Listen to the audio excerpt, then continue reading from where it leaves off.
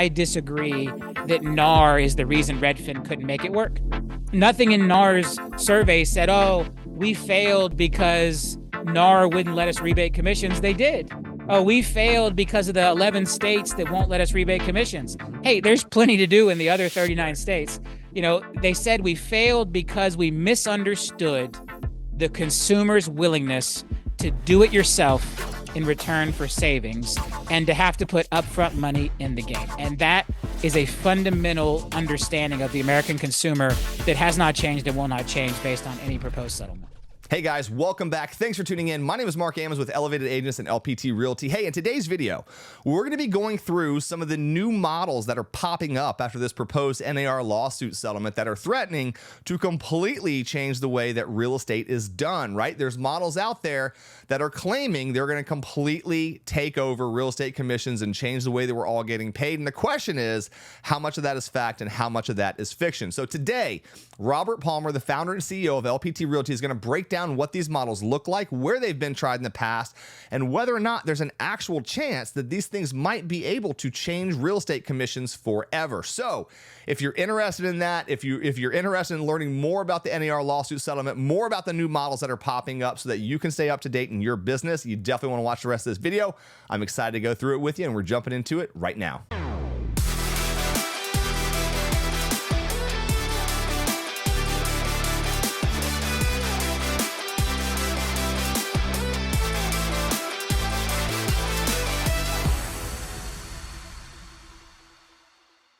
And the problem right now is because buyer broker agreements are not yet mandatory and had not been mandatory, you probably have consumers who have already toured houses and now they think they can cut the agent out and go straight to listing agent. And there's all this mess right now. And so do not let the headlines and some of the chaos that is created during this gap period discourage you, because it will clean itself up. Like the new set of rules is actually going to build a really good framework, but now we're in this messy middle time when you're going to see agents trying to take advantage of this, agents who got agreements signed at 6 who are now going to try to potentially offer 0, and there's going to be a lot of messiness for the next couple of months, and we all just have to keep our head down and power through that and focus on the final result and where we're going to land. And again, we feel pretty good about that. The other big thing I'm saying is a lot of headlines, and there's a lot of concern and fear about, is this going to create new models, right? Is this going to do away with the buyer's agent, like all this stuff? And there was one headline that actually caught my attention in particular. It was actually from a pretty credible TV show. So Dave, if you want to throw this up, I don't know if you guys caught this on TV, but 60 Minutes had a segment on this topic, and the title of the 60 Minutes was "Chipping Away at Realtors 6%," and this 60 Minutes highlighted this revolutionary new company. Next slide, Dave. This revolutionary new company who is going to save consumers tens of thousands of dollars. And a couple of quotes from the company's CEO. One, real estate is by far the most screwed up industry in America. Pretty inflammatory. We feel like things that Amazon or eBay or Yahoo have done for other industries, we can do for the real estate industry. These were some quotes from that 60 Minutes segment. Next slide. The revolutionary model is they charge $250 per toured home, expecting to save consumers tens of thousands of dollars. All right. And now I know there's been fear about something like this popping up. We've seen a lot of people say, is this the new model?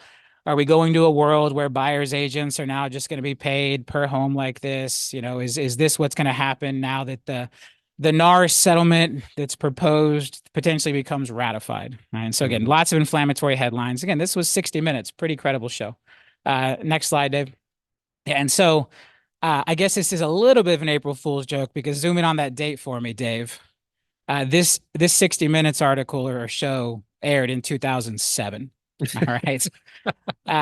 This is not current. All right. And so anyone out there who thinks that this is coming now, or that suddenly this is all going to change, people have been trying to disrupt our industry since way back in the day. And the company that this show is about is actually Redfin. And so we're going to take a minute to kind of look at Redfin and their journey, because Redfin started on this model of $250 per house that you wanted to tour. And they were going to disrupt real estate. They said real estate was the most broken industry ever. They're going to save consumers tens of thousands of dollars. And so that was Redfin's stance back in 2007. So throw up our next slide here, Dave. Again, lots of headlines, and I'll tell you, 2007, 2008, 2009, there were headlines about everybody, right? Redfin continues to shrink the real estate market. Redfin's turned profitable. The real estate industry shutters. There were lots of other discounters popping up. Lots of people claiming they were going to disintermediate real estate. This was like the hot thing for venture capital and for Wall Street to invest in back in 2007, 2008, 2009 because of the rise of the internet. All right, next slide. And then the funny thing is, by 2015, this article ran on Vox, and the headline was Redfin set out to change real estate, then real estate changed Redfin. All right, next slide. So the CEO of Redfin, this is from the Vox article. Kelman thought customers would jump at the chance to do most of the work themselves and pocket thousands of dollars in extra savings. He was wrong. I want you to think about that statement. The per tour fee stressed people out.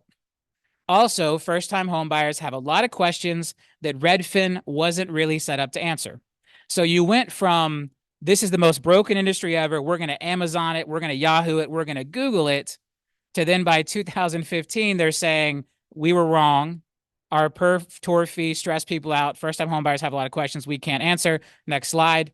And then the best quote is, or sorry, and then when they surveyed their customers, the feedback was clear. Consumers wanted to be able to tour more homes and ask more questions, even if the service cost more. All right, this is Redfin. This is their transformation. They went from 2005, 6, 7, we're about to show this antiquated industry how this really works, to, hey, now that we've been doing this for a couple of years, our consumers actually don't like our model. They want to be able to tour more homes. They don't want to pay $250 per home they have to tour. And they want to be able to ask more questions, and they're willing to pay more for it. Again, now this is from a company that raised, I think, almost $200 million privately, then had a massive, $1.7 billion IPO. And these are the lessons they learned. Next slide. So his quotes, Kelman, the CEO of Redfin in 2007 was saying, again, real estate is the most screwed up industry in America. We feel like things that Amazon, eBay, or Yahoo have done for other industries, we can do for real estate. To then in 2015, he's quoted as saying, to change the game, sometimes you have to learn the game. To affect the real world, you have to be in the real world. And so here he is 8 years later, basically admitting that they didn't understand what the disruption was going to be. They didn't understand what consumers really want. And all along the way, they were changing their model. So let's throw that up. Let's throw up a timeline of what the Redfin changes looked like. So they came out in 2005, 2006, saying $250 per home tour. And that meant they would rebate 100% of the commission to the buyer. Because remember, this is in the world when there is a co-broke commission, there's a buyer broker commission. Back then, NAR probably really did require it. It wasn't the 0% or negotiable. Back then, who knows? I think NAR may have actually required a buyer broker agreement back in 2006. And so the idea was we're going to rebate all the money and charge you $250 per home. Because again, this NAR settlement does not open the door for that. 40 out of our 50 states, maybe 39 out of our 50 states, all allow commission rebating. So if a company was going to charge $250 per home and rebate back all the commission, or now in today's world, just say, hey, we're not going to charge a commission, they've been able to do that and try to do that going back as far as 2005, 2006. Then in 2007, Redfin went to a new model and said, all right, people hate this idea of paying per tour. People hate the idea of paying up front. By 2007, they said, all right, we're going to rebate 2/3 of the commission. So whatever the buyer broker agreement is, let's say that was around 3%. We're going to rebate 2/3 of that to the consumer. Then by 2012, Redfin said, well, maybe we're only going to rebate half of that to the consumer. And then by 2015, Redfin said, well, we're only going to rebate 1% of the sales price back to the consumer. And now if you sit here today, Redfin's model is if you sign a buyer broker agreement before your first tour, they will rebate 0.25% of the sales price and commission back to the buyer. This is all on the buyer side. All right, we're not looking at their listing side. There's been a million more companies who we're going to flat fee, revolutionize listings. And again, it just has not seen massive market share. All right, so this is the Redfin journey. Set out in 2004 and 5 to fix the most screwed up industry in America by changing the way that the commissions were charged. And now here we are currently, and they look just like every other real estate company. And again, this is not because of NAR's rules. This is because of consumer behavior. Next slide. So again, in the beginning, Redfin was going to change the rules of real estate. They took venture capital. Next slide. They had their big IPO at a $1.73 billion valuation. Today they sit at 761 million. They've lost $1 billion in value. And the idea is it worked until it didn't. And again, I think this is the most powerful quote. Kelman thought customers would jump at the chance to do most of the work themselves and pocket thousands of dollars in extra savings. He was wrong. He used that quote. He used that idea that, hey, if you let the consumer have the opportunity to save all this money and do the work themselves, they're not going to pay a $10,000, $20,000, $30,000 commission. He had the venture capital to do it. He had the public company money to do it. Redfin is still here today. They proved to me beyond a shadow of a doubt that consumer behavior in this country will not allow for this type of model to take place because consumers do not like the risk of having to pay up front. One of the big reasons that real estate commissions are quote unquote as high as they are is because we as the industry, you as the agents, are the ones taking the risk. You may show someone 20 houses and then they never actually buy. They end up renewing their lease. These things all are just a part of the psychology of how things work. All right, next slide. And so as we think about that in the US, our consumers love success-based pricing. Our consumers love pay later. Our consumers love, I only want to pay if I have success. I want you to imagine a consumer who tours 20 homes and pays $250 per home. That's $5,000 out of their pocket to tour 20 homes, and then ends up having to renew their lease because they couldn't find a home in time. And we all know this is happening right now in our market a lot. There are consumers that you are having to show houses to over and over again, and then they're making offers. Those offers are not getting accepted. This idea of a pay up front service just does not fit with the American consumer's idea of how to do business. Now, there will always be a small number of people, like Redfin does have a 0.8% market share, right? Less than 1% of consumers love that idea of like, hey, we're gonna go with a lower quality of service. We're gonna pay something in advance, whatever all that looks like. And you see this across most of the discounting brokers out there. So discounting is not new. Discounting is not going away. These NAR changes, in my opinion, do not make discounting any more likely to be successful because, again, in 39 states, you could already discount via commission rebates. And it's easier to discount via commission rebates when there's a co-op commission. So I think even discounting gets harder under this new model. But this has been tried. And it has been tried by a company that had a lot of capital, a lot of resources, that is still around today. Lots of really smart people. They have chief real estate officers and their own economists. Like Redfin knows how to spend money, right? Like they know how to bring in talent. And their own research broke their own thesis, right? The thesis the company was launched on, the way that they were able to go out and get other people's money in their early seed rounds, all of those things were based on what they have now admitted and proven to be a false assumption about the US consumer's desire to do more work on their own, right? And so again, you guys can run your business how you want inside the LPT model. That's one of the great things about it. But I do not see any large scale threat any more today than I did 5 years ago, 10 years ago, 15 years ago, any large scale threat to the way consumers are served, because consumers do have choices. Commissions are negotiable and have been. And the quote unquote savvy consumer could have always negotiated a commission rebate, just like Redfin offers. And there's other companies that offer these too. So the sky is not falling. This is not the end of the world. This is going to make some changes in how we do our paperwork. I believe it's going to create opportunity for savvy agents. But the idea that this is suddenly going to lead way to this crop of new startups is not going to have any different level of success than Redfin did. Now, I tell you, there may be some pop-up, because when you want to go raise money from someone else and you have all these headlines in your hands, it may be easier to get someone to give you that money, right? You got to think, most of these guys starting startups, they need to go raise capital to pay themselves. They need to raise capital to pay all the bills, and they need a great story to tell the guys they're trying to raise capital from.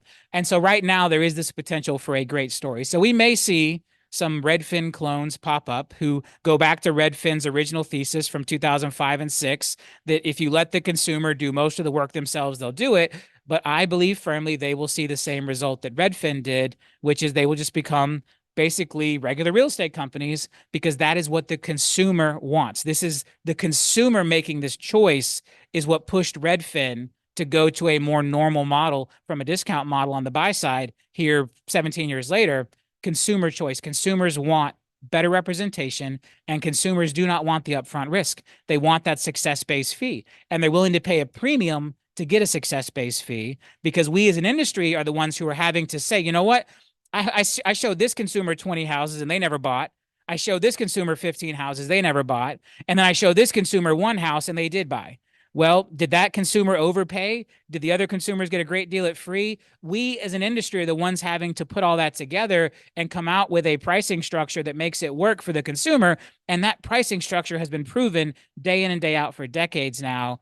And I do not see these NAR rules making a massive shift in how commissions are negotiated or the level of commissions. It's just going to change who the commission is actually negotiated with and how they're documented. I know that you did a ton of research on this, and we had always talked about like, man, you came up with the strangest time to kind of really think about launching LPT. I know it was once the settlement was kind of already, talks were out there, these models had already existed.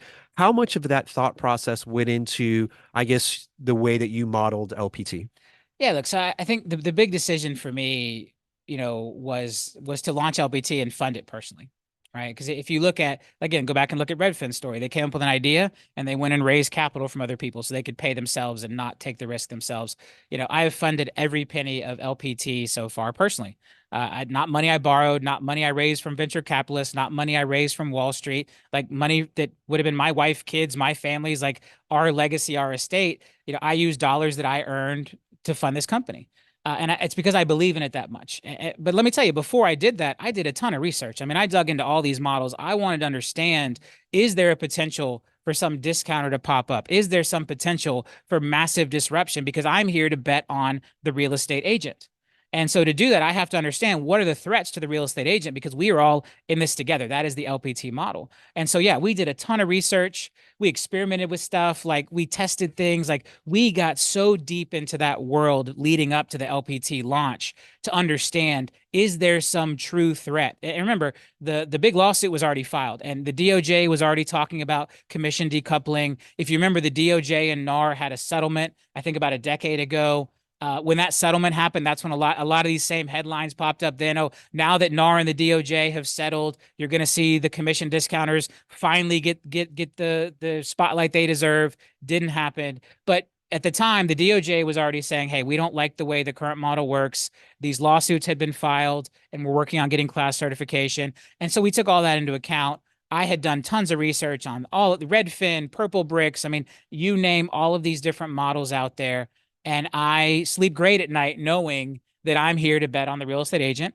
And I prove that with my dollars. I didn't come up with an idea and go to Wall Street or venture capital and say, "Hey guys, guess what? I think we can build this cool thing. Give me money to do it." No, I took dollars out of my checking account, my savings account, money I would have left to my little girls, and I used it to fund up this company. And at this point, between Listing Power Tools and LPT Realty, it's tens of millions of dollars of my own money that I have put into this thing because I believe in what we are doing that much. And that belief comes from the research, looking at all these different models. I mean, this Redfin thing, like I knew this story to put it together and tell it because I studied it. I wanted to understand it, because if there was going to be some massive shift that disintermediated the real estate agent or made real estate agents less valuable, that would be very damaging to LPT, because LPT puts agents first. LPT gives agents choices. And so I knew that the company I wanted to lead would have those key principles, but we had to do the research and make sure that we felt great. And I sleep great at night knowing that there is no existential threat to real estate agents because of the service we provide, the way we guide consumers' desires. It has all been tried before. Right. It has been tried in 2005 and 6. It was tried in 2014, 15. It will be tried again now by folks, and it will end the exact same way. This is too important of a decision. This is too large of a purchase. And consumers here in America have different expectation than other countries. All right. Now, in other countries, there is a different model where maybe commissions are lower. But most of those countries also have a big component of pay up front. The consumer has to write a big check up front. So what that means is that consumer who doesn't actually get the property and has to go back to sign their lease, they are out something. Mm-hmm. And again, that is just not the way American society works. We love credit in this country, right? We love to buy things on credit.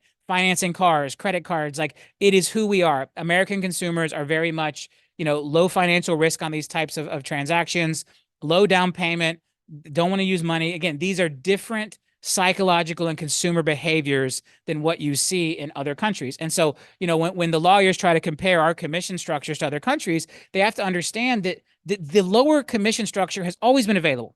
It's been available with Redfin. It was available even more so early on with Redfin, and it's available with other discounters. There's Clever, there was Purple Bricks. I mean, the list goes on and on and on. There is no shortage of a consumer's ability to get a discount via a rebate under the old system in today's world. And so the idea that now that dynamic is going to suddenly flip just isn't going to happen. Right.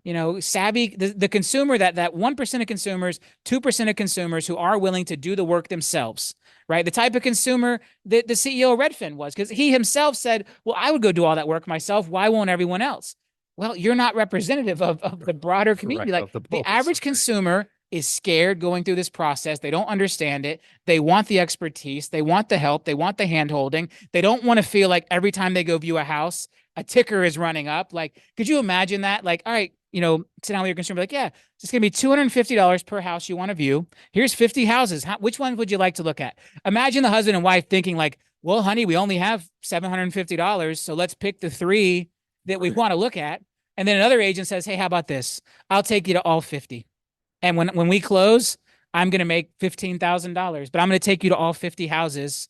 And on the flip side, you can pay $250 per house and you only have $750. So you can only look at 3. The American consumer has proven for decades now that they like this model. They want this model. This model is not going anywhere. Now, look, the way you negotiate with buyers is going to change. The way listings negotiate with sellers is going to change. Like, that's not in doubt. But the fundamental structures of the value and dollars earned for what we do has been under attack for decades. And it's just, I disagree that NAR is the reason Redfin couldn't make it work. Nothing in NAR's survey said, oh, we failed because NAR wouldn't let us rebate commissions. They did. Oh, we failed because of the 11 states that won't let us rebate commissions. Hey, there's plenty to do in the other 39 states. They said we failed because we misunderstood the consumer's willingness to do it yourself in return for savings and to have to put upfront money in the game. And that is a fundamental understanding of the American consumer that has not changed and will not change based on any proposed settlement. And if we do see some pressure on commissions, right? And again, I'm not talking dramatic, but slight pressure on commissions, LPT's model of providing more value to you to give to your consumers, the Power Pack, the upcoming buyer power tools, all these things we've done to maximize your value to your consumer, and then also taking less from you as the agent. Those 2 things line up perfectly with whatever might come, right? And so, again, I do not see any dramatic shifts, but if we do see slight pressure on commissions, whatever changes we see in this gap, if we see nonsense, a brokerage like LPT is built to survive in that, because again, we take less and we give you more. And that is the one key to truly being agent-centric, to truly giving agents choice, to truly being able to survive whatever comes and goes, is the way we structured LPT. And so again, as the guy who has the money on the line and who funded this thing up, I sleep great at night. And I'm banking and betting on each and every one of you. And I continue to feel comfortable and I continue to wake up excited every day to lead this company. And I have zero doubt that LPT Realty is the model of the future and that our agents are exactly what consumers need to lead them through this time of change. All right, guys, hopefully that helps answer some of the questions that you may have had about some of the new models that are popping up, some of the models that have been tried in the past when it comes to industry-changing models that are going to completely change the way we do real estate business here in the United States. And I think when we look at what's been tried in the past and what's likely to be tried in the future, I think we're going to see a very similar result. And I think the reason is exactly what Robert Palmer said. The reason these models fail is because they fail to understand the actual preferences that American home buying consumers have for how the transaction should take place. And this whole pay up front, discount brokerage, it's not what the people have wanted in the past, and it's unlikely to be what people want in the future. What do people want during this process? They want someone who's knowledgeable. They want someone who can calm their fears, who can help them navigate the process, who knows how to market the property to get top dollar and to get the home sold in the shortest amount of time for the best price.